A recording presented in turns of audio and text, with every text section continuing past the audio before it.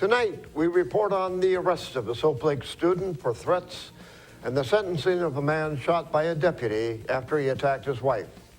And what's going on in sports, Bob? In sports, Big Bend basketball dropped both games at home last night. Stick around to find out what went wrong. What's going on with the weather in the Columbia Basin tonight? And coming up in the weather department, no big changes as you might expect. Low clouds in the morning, maybe a peak in the sun in the afternoon, but still a little chilly. All of this and much more on iFIBER 1 News. From the iFIBER 1 HD studio here in the heart of the Columbia Basin, this is iFIBER 1 News. Your #1 source for local news, sports headlines, and our very own Weather Center forecast covering the entire Columbia Basin. This is iFIBER 1 News, and it starts now.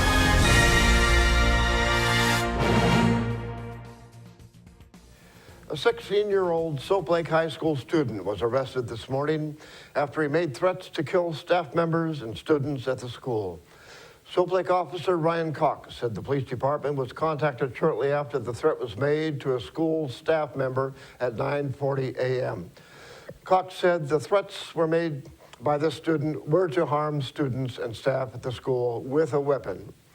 After the threat was made, the student ran off school grounds and was apprehended at Smokeum Alternative School in downtown Soap Lake.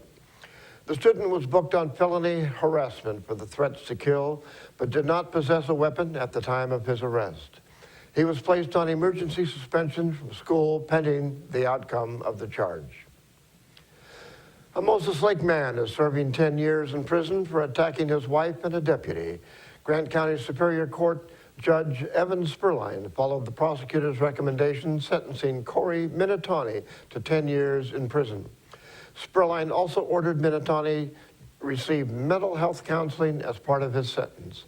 Minatoni, a 41-year-old man, pleaded guilty in Superior Court to assault in the first degree and assault in the third degree for the August 2012 incident, which ended with him shot. Prosecutors initially charged Minatoni with 2 counts of assault in the first degree, but lessened one of the charges as part of the plea agreement. Prosecutor Angus Lee stated Minatoni didn't seem like he was actually trying to harm the Grant County Sheriff's deputy, but was trying to get the deputy to shoot him. Minatoni attacked his wife with his hands and knives before a deputy arrived. He warned the deputy to have his gun ready and advanced on him with a knife until the deputy shot him in the chest from about 6 feet away. Drivers in Quincy may notice more work being done on Division Street East soon. The City Council agreed to look for someone to finish an estimated $1.8 million project to reconstruct the road between 6th Avenue Southeast and Columbia Way. The city started the project last year, hiring an engineer to design and administrate the project after the State Transportation Improvement Board gave the city a $1.2 million grant. When the project is finished this summer, it completes a multi-year plan to rebuild the road. City Administrator Tim Sneed previously said the half-mile section of the street needs to be repaired. The project includes adding a curb and sidewalk to one side of the street. The street doesn't have any sidewalks presently, creating a potential hazard for children walking from nearby Quincy High School, Sneed said. The project is expected to take 80 days once work starts on the street. Each of the people you see here has warrants for their arrest and is wanted by various law enforcement agencies. If you see any of these people, the Department of Corrections asks that you do not attempt to detain or apprehend them, but to call police. You can also call the Department of Corrections at 509-764-6180 during the day or 509-762-1160 after 5 p.m. We will be back after this.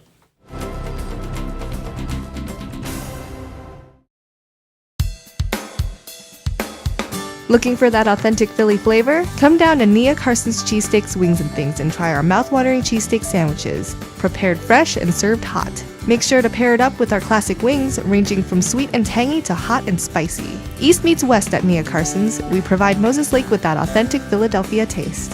Bring the whole family. We promise to make them something they'll all enjoy. Nia Carsons Cheesesteaks Wings and Things. Good service, great price, and something different. Good food, cold beer, and plenty of entertainment. That's what Sporty Steakhouse is all about. Open 6 a.m. every day. We offer over 100 reasonably priced menu items with 24 different ice-cold beers on tap and a wide variety of spirits. Come in with your favorite group, watch the game on our big screen TV, shoot pool, play shuffleboard, and more. We have live music and DJs, so find us on Facebook for upcoming events. Located on East Broadway Avenue in Moses Lake. Sporty Steakhouse, where good friends meet. Hi everybody, meteorologist Don Morelli with you here on iFIBER Channel 1 News. Hope you enjoyed your Thursday, and as we slide into the Thursday overnight time frame into Friday, no big changes. In fact, the air stagnation advisory continues at least into tomorrow morning. Wouldn't be surprised if it continues into Saturday with the overnight clouds and patchy fog still a possibility because of the extremely stable air over the valley. So again, that's going to lead into the considerable clouds at times, keeping us a little chilly. Dry conditions, though, that'll be the rule for the next several days. But now looking down the road, Tuesday, Wednesday, some subtle changes that might increase the chance of a shower and some subtle pattern changes that'll get us out of these overnight low clouds and morning clouds. Well, again, the gray skies were with us much of the day. 29 degrees this morning. Saw a few peaks of the sun, but 39 degrees was all we got up to. But 37 is the normal daytime high. And in fact, a normal daytime high in Moses Lake, also 37, 38 and 29. Again, not much range with the temperatures because of the cloud cover. Again, the clouds keeping us like a blanket at times. So again, have to deal with it just for about 24, 48 more hours. Here we are with mostly cloudy skies, 35 degrees. But again, the dew point 29, when you don't have much difference between the temperature and the dew point, you know some more low clouds are going to start forming. Let's take a look at the forecast graphic for the next couple of days, and you can see as we start off the evening hours, as I mentioned earlier in the week, these models have a tough time picking up the clouds, the low clouds, and we're looking, even though it doesn't show here, we do expect some low clouds to redevelop. But if it wasn't for those low clouds, boy, everything is really blocked from us from heading our way. If you're west of the Cascades, going towards the coast, temperatures could be approaching 60. Way above normal temperatures for much of the rest of the west. It's just in the valleys for much of the inland northwest in our area that we're locked in with the cooler temperatures. In the meantime, again, here's a closer look west of the Cascades, 46 in Vancouver. But look at Long Beach, again, as I mentioned, near 60. Inland northwest, lower to mid-30s. Lots of clouds around. Let's zoom on into our area, the Columbia Basin. We're looking for mid to high 30s, maybe flirting with 40 again, depending upon when we can break out of the morning low clouds. Again, during the morning hours, it could be a little bit of that patchy freezing fog around. So be careful with the roads. It could be a little slick in some areas. But again, we're looking for a few peaks of that sun, and hopefully we'll see more and more of that as the weekend progresses. You can see we're breaking out more sun Sunday, Monday, but still no major changes, maybe some changes by later next week.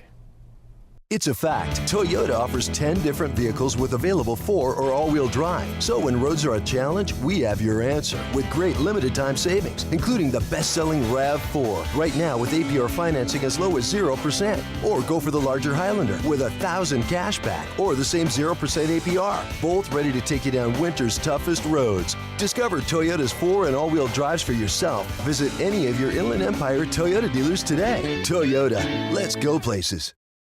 Did you know that Lil Chase Childcare is expanding their Juniper Street location? This great new place across from Moses Lake Clinic is designed just for preschool and school-aged children. For over 8 years, Lil Chase kids like me have found the love and attention every child needs to be healthy and happy. The grown-ups there have gone to college, so they know how to make sure kids from 1 month to 12 years old have a great place to learn and play. Come join our growing Lil Chase tribe.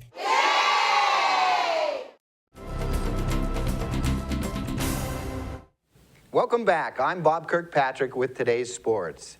It's a rare occasion when Big Bend basketball loses 2 games at home on the same night, but it happened last night as the Lady Vikings and Running Vikes lost to Columbia Basin College. The Lady Vikings kicked off the action in what was expected to be a knockdown, drag-out contest between two of the top teams in the NWAC East Region standings. But it turned out to be an off night for Big Bend as the team shot poorly from the field, making just 38% of their shots. The Lady Vikings fell behind 39-26 at the break and were not able to make up the 13-point deficit and dropped the game to the Hawks 85-68 to fall to 3-2 in conference play. Riley Jamet, the team's top scorer, started out ice cold from the floor, but finished with a game-high 23 points. Jessica Sorensen added 17 and pulled down a game-high 11 rebounds. The Running Vikes got off to a rough start as well in their game against Columbia Basin. The lid that was seemingly on the basket in the Lady Vikings contest remained in place as Big Bend hit for just 36% from the field. Still, the Running Vikes were able to open up a 20-point first-half lead as the Hawks hit for a meager 31% from the floor. Big Bend took a 41-23 score into the locker room at intermission, but saw its 18-point lead evaporate in the second half of action as Columbia Basin outscored the Running Vikes 57-37 to pull out an 80-78 come-from-behind win. The outcome wasn't decided until the final buzzer, however. Trailing by 2 points in the waning seconds, Big Bend had the last possession of the game and had an opportunity to send it to overtime, but opted for a shot from behind the arc to win it. The loss moves the Running Vikes to 3-2 in the NWAC East Region standings and into a tie for third with Walla Walla and Spokane. Big Bend is back on the hardwood Saturday when the team heads to Walla Walla to match up with the Wolves. The Wenatchee Wild is in action this weekend against the Bismarck Bobcats at the Town Toyota Center. The Wild is currently 5 points behind Kenai River in the race for fourth in the North American Hockey League's Midwest Division. And finally, wide receiver Percy Harvin has cleared league-mandated concussion protocol and has returned to practice as a full participant. Harvin was on the field for Seattle's practice yesterday, his first since suffering a concussion in the second quarter of the NFC divisional playoff game against New Orleans. Well, be sure and tune in tomorrow night for iFIBER1 sports coverage of the Moses Lake Sunnyside basketball games. The action gets started at 5:45. Well, that's it for sports. We'll be right back after this. Ombudsman? Ombudsman? No matter how you say it, Washington State's long-term care ombudsman program means real people helping real people. By advocating on behalf of our state's most vulnerable citizens, ombudsmen help ensure the health, safety, and welfare of our long-term care residents. By volunteering their time, they give a powerful voice to those who might never be heard. Washington State's long-term care ombudsman program. Real people helping real people. At High Mountain Hunting Supply, we have a saying that guides us. If we won't use it in the field, we won't sell it in the store. We take that seriously. Every gun, every rod, every bow that we sell is a product you can feel confident will help you land the biggest fish or harvest the biggest game. Our experts will help you find the right product for your needs. Come see us at 12238 North Frontage Road in Moses Lake or 223 North Mission in Wenatchee. High Mountain Hunting Supply, your source for hunting and fishing.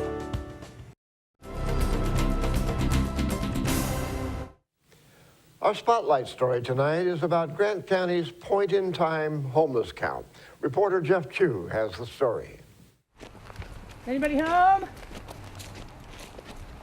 They are Grant County's invisible people, the homeless, and they might go unnoticed and forgotten if not for the annual point-in-time count conducted by caring volunteers. 3 volunteers combed the streets of Ephrata today, part of the homeless count throughout the county and the U.S.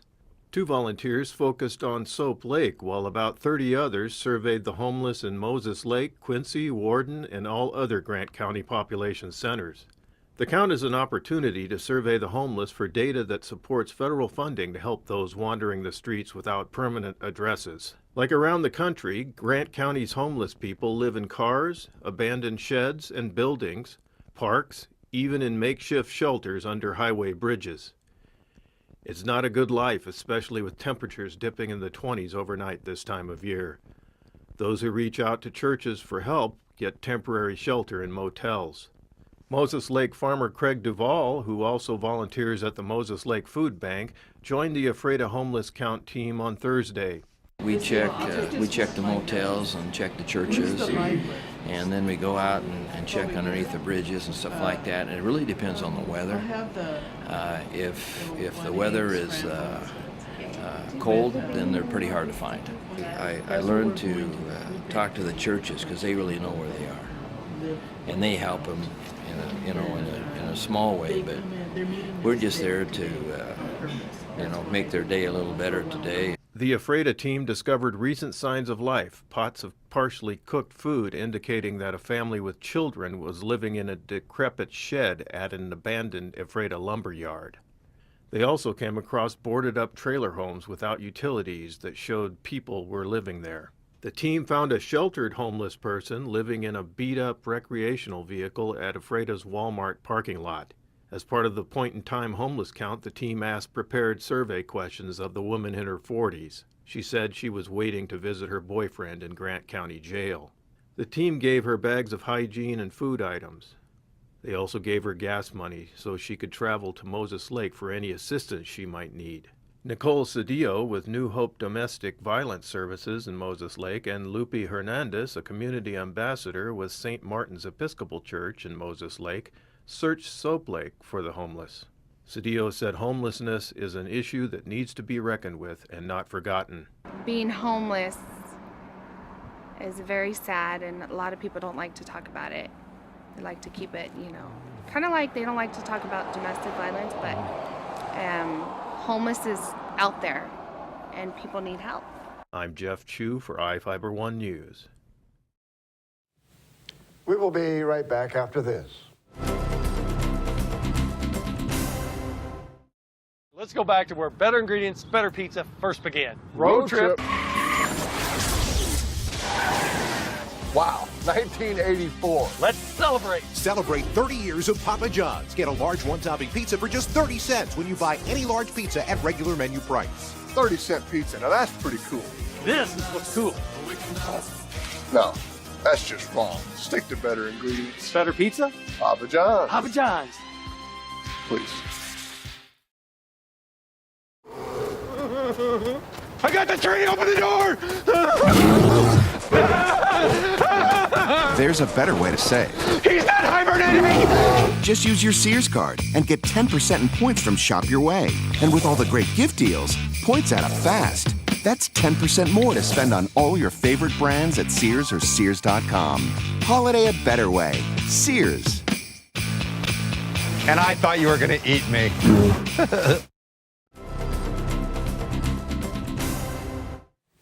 Tonight we have a legislative update from Representative Judy Warnick. Hi, I'm Judy Warnick. I represent the 13th Legislative District. You've just finished your first week of session. What are you working on? There's a lot of things going on this session. Even though it's a 60-day session, a supplemental session, there's an awful lot of issues coming forward. Small business tax exemptions, especially for rural areas. Capital budget will be heard again. We heard that this morning in the committee, so we're working on that. I'm on the Ag and Natural Resources Committee, working on forest health and water issues, and the Education Committee, K-12 Education Committee. We're working to strengthen our education system. The Supreme Court just told the legislature that it is still not adequately funding education, and that it wants to see a more detailed plan to meet the court's decision in the McCleary case by the end of session. What are your thoughts about this? It's always good to have a plan. I have 7 grandchildren. They all go to the public schools in Washington State.